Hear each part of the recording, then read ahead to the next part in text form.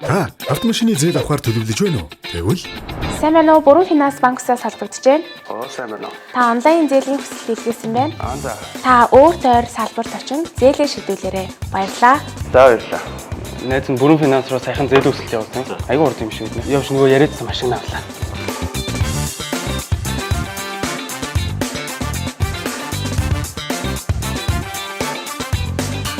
Таны зээл олгохоор болсон энэ таны нэр шилжүүлэх албан бичиг мөн та натроод орон худалдаа авах гэрээгээ батлуулаарай.